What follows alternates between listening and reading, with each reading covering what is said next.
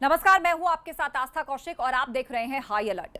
कानपुर का कातिल, शहीदों का हत्यारा, वो भगौड़ा विकास दुबे भले ही पुलिस की गिरफ्त से बाहर हो, लेकिन बिकरू के इस रावण की लंका को ढा दिया गया है। बिकरू गांव से विकास दुबे के अस्तित्व का अंत कर दिया गया है। ढा दी गई है बिकरू गांव में मौजूद इस शैतान के पाप की लंका। और अब तलाश है उस पापी की जिसने कानपुर में कत्लेआम कर कोहराम मचाया और अब पुलिस से बचने के लिए भागा भागा फिर रहा है।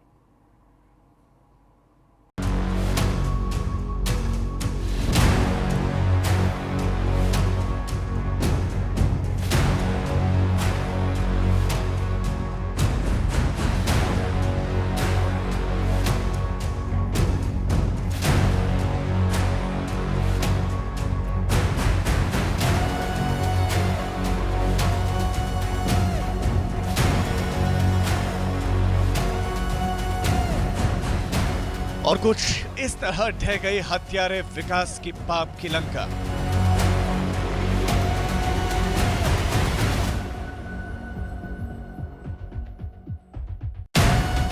कानपुर में उस रावण की लंका को ढा दिया गया जिसके साजिश ने 8 पुलिस कर्मियों को शहीद किया था। ढाया गया विकास दुबे का अभेद किला। हत्यारे विकास के घर पर चला बुलडोजर। गौर से देख लीजिए इस जेसीबी मशीन को। ये वही जेसीबी मशीन है जिसे रास्ता रोकने के मकसद से हत्यारे विकास ने अपने घर के सामने लगाया था और अब इसी जेसीबी मशीन से विकास के किले को खंडहर में तब्दील किया गया।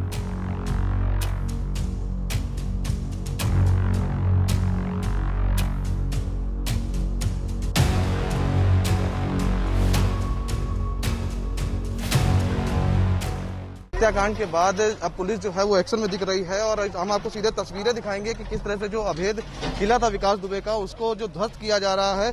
लगातार जो प्रशासन है वो यहाँ पर उसका मकान गिराने की जो कवायद है उसको शुरू कर चुका है और यहाँ पर आप देख सकते हैं कि जेसीबी के द्वारा पूरा जो घर है उसको ध्वस्त किया जा रहा है। आखिर क्या वजह है, क्यों ये किया जा रहा है, इसके बारे में कोई आधिकारिक पुष्टि नहीं हो रही, लेकिन जो जेसीबी है वो लगातार यहाँ पर जो मकान है उसको गिराने का काम कर रही है। तो साफ है कि लगातार एक्शन में दिख रही है और ये विकास दुबे का जो पूरा मकान था उसको जो ध्वस्त करने की जो प्रक्रिया है वो की जा रही है। जो जेसीबियां हैं वो पूरा मकान को गिराने में लगी हुई हैं। हम आपको इधर से अंदर ले जाने का प्रयास करेंगे कि किस तरह से यहाँ पर पूरा जो मकान है उसकी बाउंड्री जो है वो गिरा जा रही है। आगे वो कार की तस्वीरें आप देखेंगे कि किस तरह से जो पूरी कार है वो चकनाचूर हो गई है। जिस घर की छत से पुलिस कर्मियों पर गोलियां बरसाई गई थी, जिस घर के अंदर से निकली गोलियों ने कानून के रखवालों की छाती चीर दी थी, अब अंत हो चुका है हत्यारे के उस अभेद किले का। पुलिस की मौजूदगी में भगौड़े विकास की लंका के अस्तित्व को खत्म कर दिया गया और अब तलाश है कानपुर के उस रावण की जो वजह है 8 पुलिस कर्मियों की शहादत का। हालांकि मुख्य आरोपी विकास दुबे अभी पुलिस की पहुंच से दूर है, लेकिन जो कार्रवाई का सिलसिला है वो लगातार जारी है। हम इस वक्त घर के बाहर ही मौजूद हैं। ये वही घर है जिसे अभेद किला की तरह बनाया गया था। ऊंची ऊंची दीवारें थी, चारों तरफ सीसीटीवी से लैस था, साथ ही साथ कटीले तार लगे हुए थे। तो इस पूरे घर को तोड़ा जा रहा है और इसको समतल किया जा रहा है। तो आप इससे अंदाजा लगा सकते हैं कि जो कार्रवाई है वो लगातार जारी है।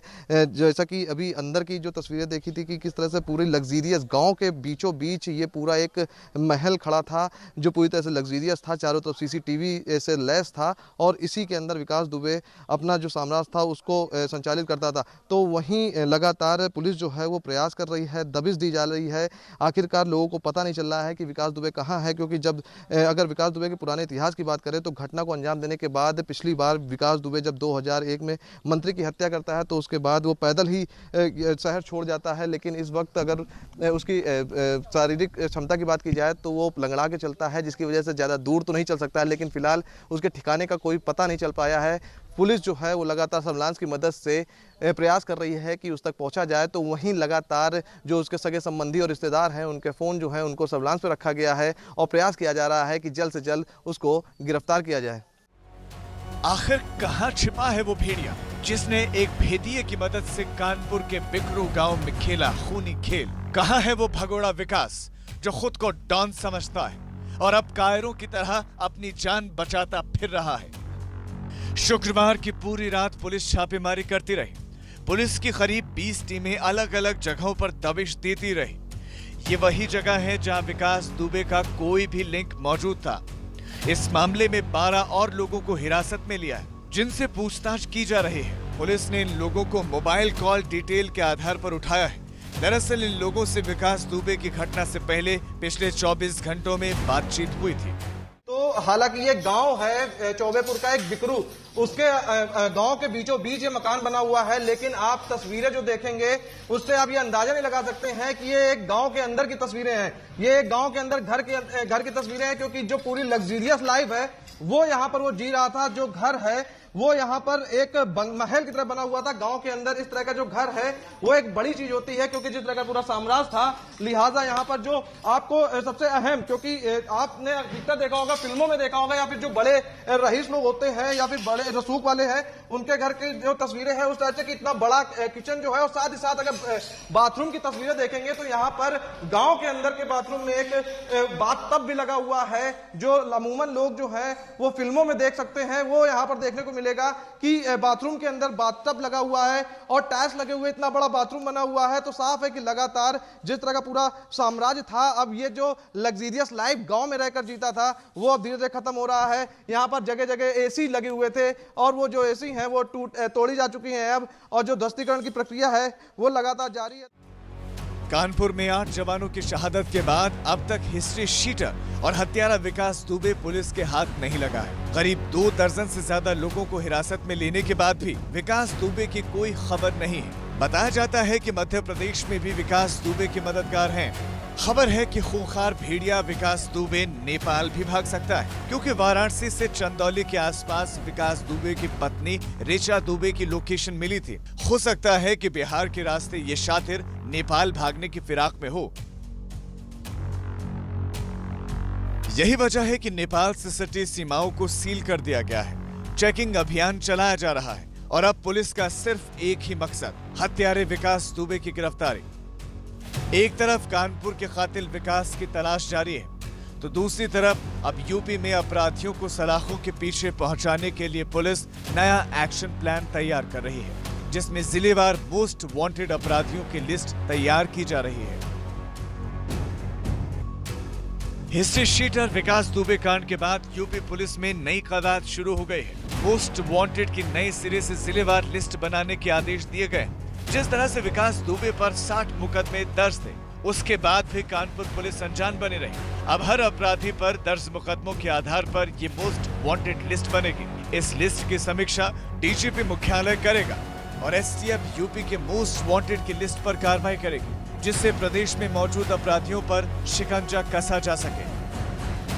जो शातिर अपराधी है विकास दुबे, वो अभी पुलिस की पहुंच से दूर है। हालांकि अधिकारियों की अगर माने तो जिस तरह से सूबे के मुखिया ने साफ किया है कि जब तक पूरा ऑपरेशन कंप्लीट ना हो तो आला अधिकारी जो है वो कैंप करेंगे और जल्द से जल्द इस ऑपरेशन को खत्म करेंगे। लिहाजा जो टीम है वो गठित की गई हैं आईजी के नेतृत्व में, एसएसपी के नेतृत्व में, और साथ ही साथ एडीजी के नेतृत्व में जो टीमें हैं वो लगातार दबिश डाल रही हैं। एसटीएफ जो है वो लगी हुई है और लोगों को लगभग 1 दर्जन से ज़्यादा लोग, लगभग 2 दर्जन के आसपास जो लोग हैं उनको हिरासत में लिया गया है। जो उनके सगे संबंधी हैं, जिनके साथ उनका उठना बैठना था, उनको हिरासत में लेकर पूछताछ की जा रही है।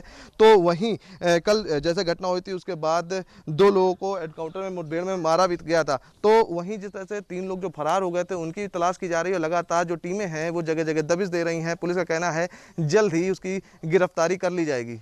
वीडियो संगीत के साथ प्रभात अवस्थी, एबीपी गंगा, कानपुर। आखिर कौन है कानपुर का वो भेदी जिसकी वजह से 8 जवानों को अपनी जान गंवानी पड़ी?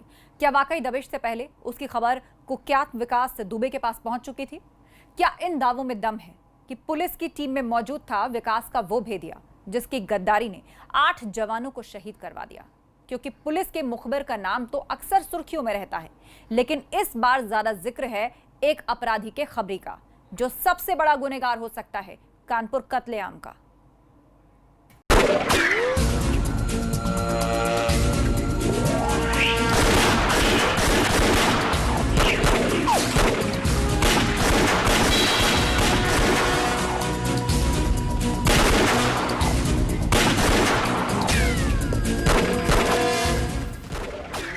रात का अंधेरा, गोलियों की ये तड़तड़ाहट और पुलिस की अपराधियों से मुठभेड़, ये सीन फिल्मी है, लेकिन इसकी कहानी कानपुर के उस कत्लेआम से बिल्कुल मिलती है जिसमें एक मुखबिर की वजह से 8 जवान शहीद हो गए।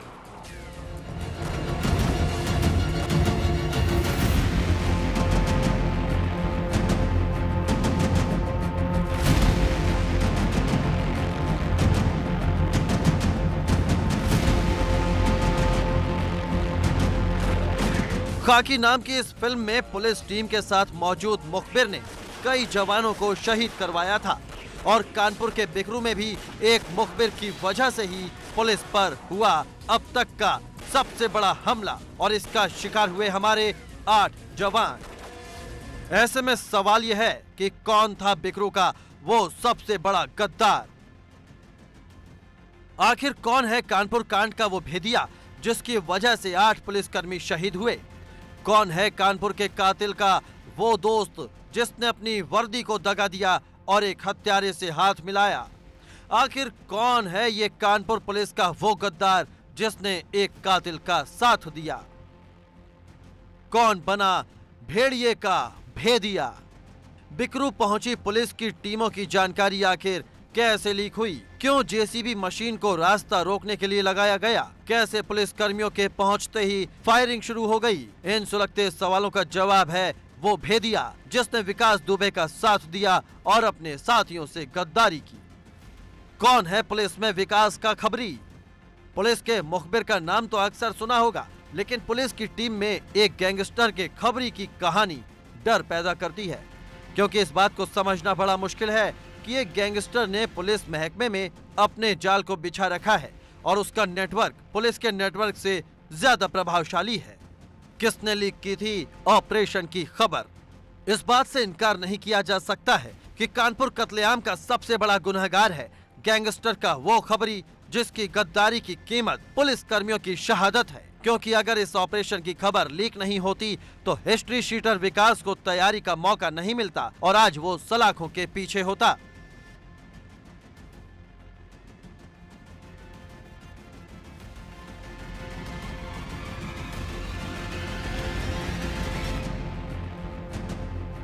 क्या पुलिस से हुई दबिश के दौरान चूक? मुखबिर की खबर के बीच कई सवाल पुलिस की उस चूक पर भी उठ रहे हैं जो दबिश से पहले हुई। इतने बड़े अपराधी को पकड़ने के लिए एक छोटी टीम लेकर पहुंचना किसी चूक से कम नहीं। उस पर अब सामने आ रही है डीएसपी की वो डिमांड जो बिकरू जाने से पहले उसने अफसरों से की थी। शायद उसको इस बात का अंदाजा था कि वो विकास के जाल में फंस सकता है। चौबेपुर थाने के एसओ पर गिरी गाज। कानपुर कांड में पुलिस के रडार पर है वो मुखबिर जिसकी गद्दारी ने 8 पुलिस कर्मियों को शहीद करवा दिया। यही वजह है कि मामले में अब गाज गिरी है चौबेपुर के एसओ विनय तिवारी पर। विनय तिवारी जिस पर दबिश की खबर को लीक करने का आरोप है। एसओ विनय तिवारी को किया गया सस्पेंड। मामले में विनय तिवारी समेत कई पुलिस कर्मियों की भूमिका संदिग्ध पाई गई थी। ये बात भी सामने आई है कि पुलिस से ही जुड़े कुछ अफसरों ने अपराधी विकास दुबे को पुलिस दबिश से पहले ही खबर दी थी। विकास दुबे को लीक हुई थी दबिश की खबर। दरअसल हिस्ट्री शीटर विकास दुबे पर एफआईआर दर्ज करने के मुद्दे पर एसओ की भूमिका संदिग्ध पाई गई। सूत्रों का कहना है कि दबिश के दौरान एसओ सबसे पीछे चल रहा था। विकास दुबे के खिलाफ 307 के केस में विनय तिवारी ने एफआईआर लिखने से आनाकानी की थी। ये मामला था एक राहुल नाम के शख्स से मारपीट का। मारपीट में विनय तिवारी की आनाकानी के बाद राहुल ने सीओ देवेंद्र मिश्रा से शिकायत करते हुए केस दर्ज करवा दिया था। माना जा रहा है कि सीओ और एसओ के बीच भी कुछ अनबन थी। सूत्रों के हवाले से खबर है एसओ विनय तिवारी के सामने ही विकास दुबे ने पीड़ित राहुल को पीटा था। कानपुर कांड में खाकी के गद्दारों की तलाश शुरू हुई तो शक के दायरे में सबसे पहले चौबेपुर के सस्पेंड हो चुके इंस्पेक्टर विनय तिवारी आए। विनय तिवारी को यूपीएसटीएफ ने तक पूछताछ के लिए बुलाया। सवाल था कि आखिर विनय तिवारी विकास दुबे के खिलाफ एफआईआर लिखाने आए राहुल तिवारी की तहरीर पर एफआईआर क्यों नहीं लिखना चाहते थे, और एसएसपी कानपुर के दखल के बाद ये एफआईआर भी लिखी गई तो आखिर विकास दुबे के घर पर दबिश देने में विनय तिवारी क्यों आनाकानी कर रहा था। कहा तो यहाँ तक जा रहा है कि विनय तिवारी और विकास दुबे के बीच में नजदीकियों के चलते ही डिप्टी एसपी देवेंद्र कुमार मिश्रा हमेशा ऐतराज जताते थे और जब दबिश देने की बारी आई तो देवेंद्र कुमार मिश्रा ने यही वजह थी कि चौबेपुर इंस्पेक्टर विनय तिवारी के अलावा आसपास के थानेदारों को भी मैं फोर्स के लिए बुलाया और जिसके चलते विकास दुबे ने इस पूरी टीम पर हमला किया और 8 पुलिसकर्मियों की शहादत हो गई। यानी अभी खाकी के गद्दारों में सबसे पहले शक के दायरे में विनय तिवारी आया है और संभव है कि अब यूपी एसटीएफ व पुलिस की टीमें उन खाकी के तमाम गद्दारों को भी तलाश करेंगी जो विकास दुबे के लिए काम कर रहे थे। इसके अलावा इस पूरे कांड में पुलिस की चूक भी सामने आ रही है। सूत्रों के हवाले से खबर है कि डीएसपी ने दबिश देने के लिए पीएसी मांगी थी, लेकिन दबिश के लिए डीएसपी को पीएसी नहीं दी गई। खबर है कि अफसरों ने वक्त पर पीएसी देने से इनकार कर दिया। पीएसी न मिलने के बाद भी हिम्मत दिखाकर सीओ देवेंद्र मिश्रा ने दबिश दी थी। साथ साथ पुलिस अफसरों की पूरी मॉनिटरिंग पर सवाल खड़े हो गए। वजह साफ थी कि जिस दुस्साहसिक अपराधी विकास दुबे के घर पर दबिश दी जाने लगी उसकी कमान 1 साल रिटायरमेंट के करीब पहुंच चुके डिप्टी एसपी देवेंद्र कुमार मिश्रा को दी गई। इतना ही नहीं, डिप्टी एसपी देवेंद्र मिश्रा ने इस दबिश के लिए पीएसी की मदद मांगी, लेकिन आला अफसरों ने उस मदद की गुहार को ठुकरा दिया और आसपास के थानों की पुलिस फोर्स को लेकर ही देवेंद्र कुमार मिश्रा विकास दुबे के घर पर धावा बोल बैठे। यह अलग बात थी कि विकास दुबे को खाकी के अंदर ही बैठे मुखबिरों ने सूचना दे दी और उसमें घात लगाकर हमला किया, जिसमें 8 पुलिसकर्मी शहीद हो गए। इसी तमाम चूकों के कारण ही अब यूपी पुलिस इस पूरे मामले को लेकर उन जयचंदों की तलाश कर रही है जो वर्दी तो खाकी की पहन रहे थे लेकिन काम विकास दुबे के लिए कर रहे थे। इतनी बड़ी चूक और एक मुखबिर की गद्दारी ने 8 जवानों को शहीद करवा दिया। अब पुलिस को शक है कि विनय तिवारी ने ही गैंगस्टर विकास दुबे को उसके घर में रेड की सूचना दी है। देखना होगा कि मामले में सच्चाई क्या सामने आती है, क्योंकि विकास दुबे के अलावा वो गद्दार भी है, कानपुर कत्लेआम का सबसे बड़ा गुनहगार। ये तमाम चूक बता रही हैं कि कैसे आला अफसरों ने विकास दुबे के घर दबिश देने की पूरी स्ट्रेटेजी की प्लानिंग नहीं रची थी और इस प्लानिंग को अमल में लाने के लिए जो जिम्मेदारी दी गई थी वो भी छोटे अफसरों पर। कैमरा पर्सन मेहदी हसन के साथ संतोष कुमार, एबीपी गंगा। यहाँ रुक रहे एक ब्रेक के लिए, कहीं मत जाएगा क्योंकि ब्रेक के उस